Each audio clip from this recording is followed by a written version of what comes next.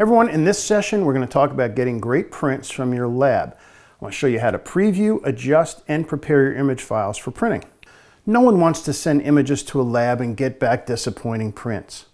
Now, besides having your monitor calibrated, there are some steps you can take to ensure that your image files are ready for what your lab needs to create beautiful prints. Creating custom color profiles for your camera will ensure the best color conversion from your raw files, and exporting your edited files correctly will make it easy for the lab to produce the prints that you're going to be happy with. Now, the first question to answer is, well, why do I need custom camera color profiles? The simple answer is that it will save you a lot of time and frustration when trying to color correct your images. Before you ask, setting a correct white balance is also important, but it only does half of the job. White balance tells the software what neutral is, while the camera color profile then tells the software how to get to all the other colors from that neutral setting. Now, the reason for this is twofold. First, every camera has its own variations on how it produces color. Some are stronger in greens and blues, others are strong in magenta, and so on. Now, Adobe does provide a generic conversion from raw color called the Adobe Standard. But since it's a generic standard, it cannot adapt to each camera's behind-the-scenes ways of dealing with and representing color. The second part is that different light sources have variations in the spectrum of the light they produce. For example, standard fluorescent tubes have a green spike in their spectrum that, if left unadjusted, will cause its opposite color, in this case magenta, to be weakened. There are other times when a predominant color can in effect pollute or influence all the other colors around it. A bright shiny field of green grass can reflect up in the bright sun and add a green cast to everything. For portrait and wedding photographers, a problem area has always been how to handle mixed lighting. What do you do if you have 2 or 3 different light sources illuminating your subject? Fluorescent, tungsten, and daylight together, or in any combination, can make getting accurate skin tones a real problem. By creating a color profile for your subject under these conditions, that problem goes away. So we're going to first see how to create a custom camera profile, and then see when and how to put it to use. Well, you can use the Color Checker Passport on location. I'm going to just use it right out here. Now, I know you're disappointed you get a picture of me instead of a beautiful model, but we'll get to that. So let's just bear with me for this. I just need to take a picture of the color checker in the light that is illuminating the subject's face. In this case, I just need to take a picture right here. Now, I do want the color checker target, and this is the one where all the action happens. I do want it to fill as much of the frame as easily possible, preferably about half of it. You don't have to completely fill the frame, but you don't want to have it tiny like this big in the picture because the software will have trouble finding it. So I simply have to make sure that my exposure is correct. You don't want to clip any of your highlights, because if the data on the chart disappears, it's not going to work. So I'm just going to put this, I want to have it in the sunlight. I'm just going to hold it out, get a good amount on the frame, and take the picture. Also, as a reference, I'm going to take another shot that's got both targets in, because the other target does allow me to do some flavoring after the fact. So I've got my shot. Now I just need to take a picture of me. Again, sorry. Just take a picture of me that we can use as a comparison. So if you were going to do a landscape, same thing. Just hold the color checker out in the sun, take a picture, and you'll have all the color information you need to create a custom camera color profile. So let's bring it into the software and make it happen. Okay, I'm back. I got some shots outside. I've got a couple that I prepared for you ahead of time. Also, we're going to take the Color Checker Passport and create a custom camera profile and put it to use.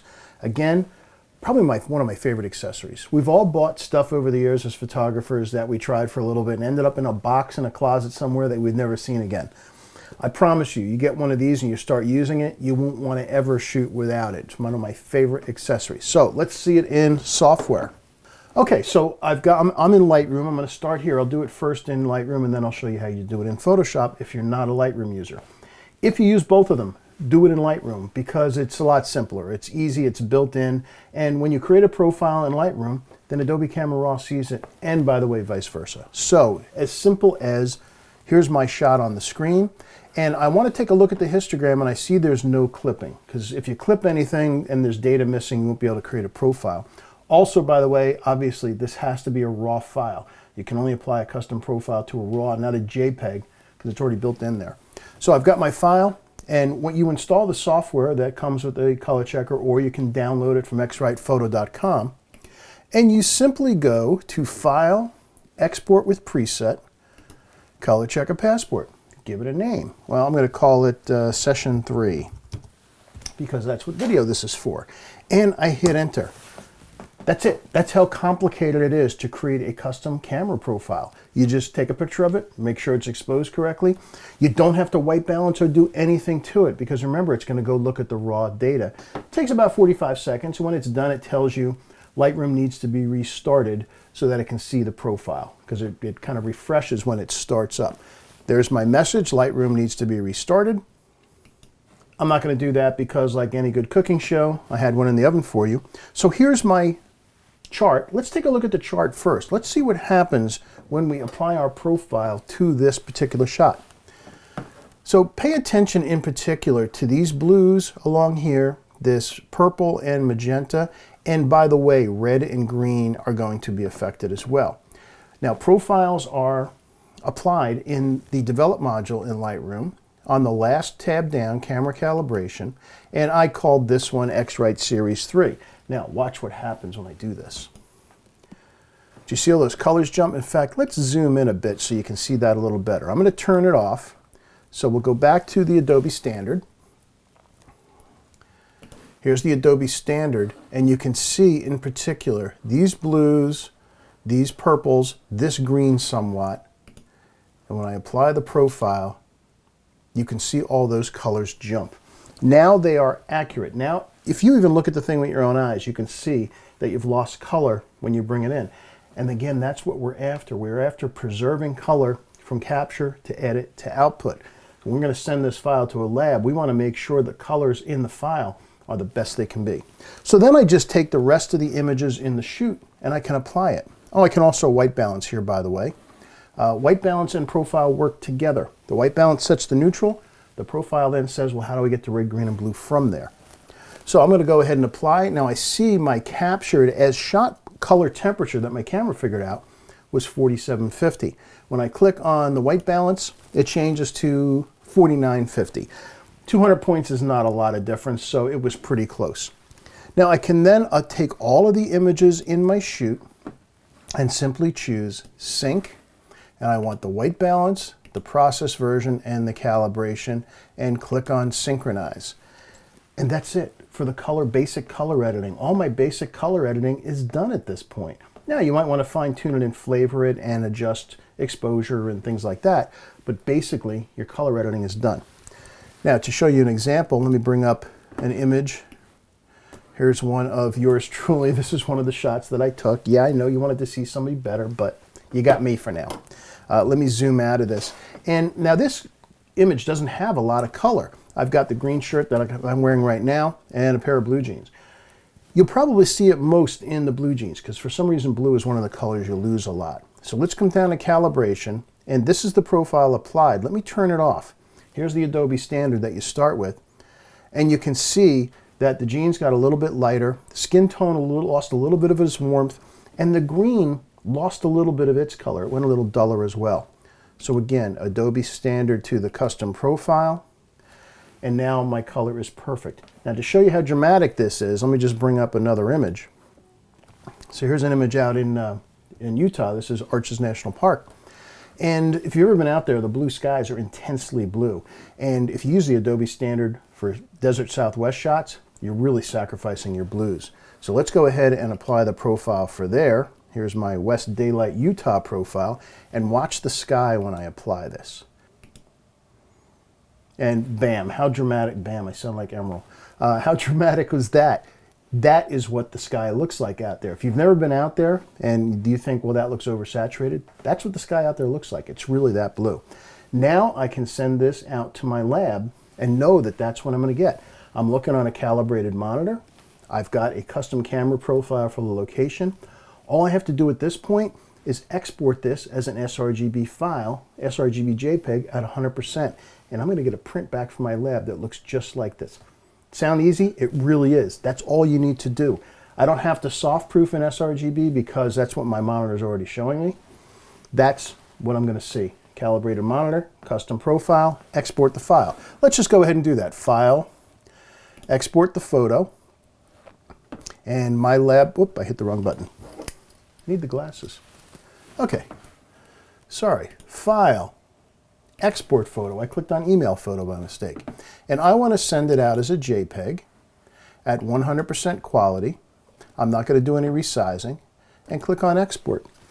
And that's it. That file was now ready to go to the lab, and I can be confident that the print I'm going to get back is going to look just like I see on the screen. Okay, so I've got all those images loaded up into Adobe Camera Raw, and they're all sitting here. Now, there's one extra step you need to do if you're just a Photoshop user. You need to use the Color Checker Passport application, and it wants not a standard RAW file, but a DNG. So this is the one time you do have to save just your color checker shot as a different file type. So I select that, and I'm going to just click on Save Image. And the default is going to come up as DNG. And I'm just going to put it back into the same folder. Yep, save in same location. Just click on Save. And now I have this passport shot as a DNG. Now I'll go into the Color Checker app, and we'll run it there. So let me bring that up. Here's the Color Checker app. And let me hide the other stuff so we just see that. And it says drag and drop a DNG file into here. I'm just going to go get it.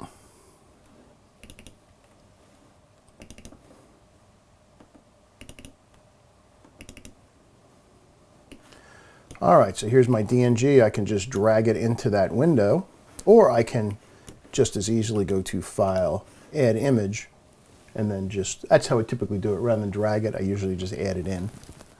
Okay, so I've loaded the image into the Color Checker Passport software. Automatically zooms into the passport and puts little green squares over top of it, telling you that's where it's going to sample. And then just like before, like we were in Lightroom, just click on Create Profile, give it a name, and then save it. And it's very fast, and you just click on OK, and it is saved. Now, there are some other options in this software that you might notice, including a dual illuminant DNG option. Too deep for today. If you want more information on that, go on to xwritephoto.com for more info. Now we can head back into Photoshop. Here's our file. And in Adobe Camera Raw, there's a little picture of a camera in the upper right-hand corner. It's underneath the histogram. That's the camera calibration tab in Adobe Camera Raw. And just like we had seen in Lightroom, you'll see the profiles. So there's the Adobe standard.